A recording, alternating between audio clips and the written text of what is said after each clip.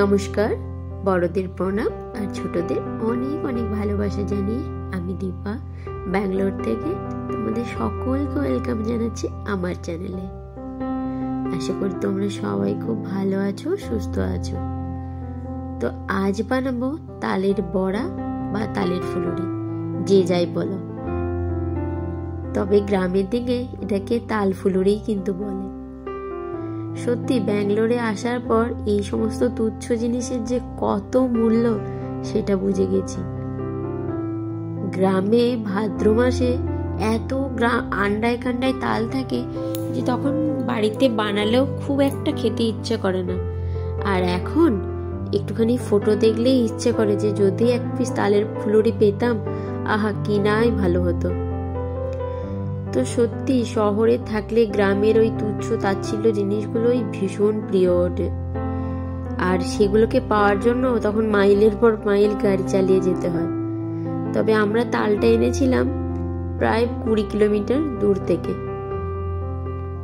ব্যাঙ্গালোরে যে কোনো বাঙালি মার্কেট, যে এসেন্স অফ কলকাতা বা বেঙ্গলি বাজার বা যে কোনো বাঙালি জিনিস যেখানে পাওয়া যায়, সেখান থেকেই এই জন্মাষ্টমীর আগে বা পরে মোটামুটি তাল পাওয়া যায়। তবে তালের দাম কিন্তু সেখানে বেশ ভালোই থাকে, 80 টাকা কেজি। মানে ওই এক একটা তাল 250 টাকা থেকে 280 টাকার মধ্যে হয়, যদি ছোট মিডিয়াম সাইজ হয়। বড় হলে সেটা তো আলাদা ব্যাপারে। তো সেই তাল নিয়ে এসে তার কাঁধ বের করে আজকে বানাবো ফুলুরি। আর বাড়িতে অনেকবার বানিয়েছি বিয়ের পর, তবে ব্যাঙ্গালোরে এই প্রথমবার, 7 বছরে এই প্রথমবার তালের ফুলুরি বানাবো।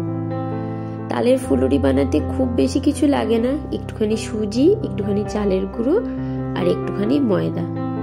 যতটা তালের মাড়ি নেব ঠিক 3টে পরিমাণ মিশিয়ে সুজি, ময়দা আর আটা মিশিয়ে ঠিক যেন ওইটা হয়।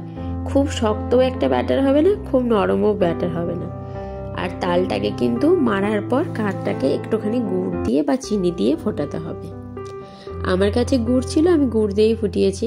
তবে সেইগুলো আর ভিডিও নেওয়া হয়নি, কারণ সেদিন একটু বিশেষ কাজে ব্যস্ত ছিলাম। তালমারিটাকে বেশ সুন্দর করে ফুটিয়ে তারপর হালকা নুন, একটু কালো জিরে আর চালের গুঁড়ো, আটা আর সুজি দিয়ে সুন্দর করে মেখে নিয়েছি। এরপর তেল গরম করে এই যে সুন্দর বড়ি বড়ি আকারে গরম তেলের উপর দিয়ে এপিট ওপিট করে সুন্দর মুচমুচে করে ভেজে নিলেই রেডি তালের বড়া। ব্যাঙ্গালোরে থাকতে এগুলো ভীষণ মিস করি। তবে এবারে কিন্তু আমাদের সত্যিই কপাল ভালো যে আমরা তাল পেয়েছি। আর যখন শুনতে পেয়েছি যে ওখানে তাল পাওয়া যাচ্ছে, রাস্তাটা আর দূর মনে হয়নি। হাজব্যান্ড ওয়াইফ দুজন মিলে বেরিয়ে নিয়ে এসে আজকে বানিয়ে ফেললাম তালের বড়া। বাড়িতে এটা এক টুকুই হতো, আর আমাদের এই গোটা 40টা মতো। তো তোমাদের পুরো রেসিপিটা কেমন লাগলো জানিও, ভালো লাগলে লাইক করে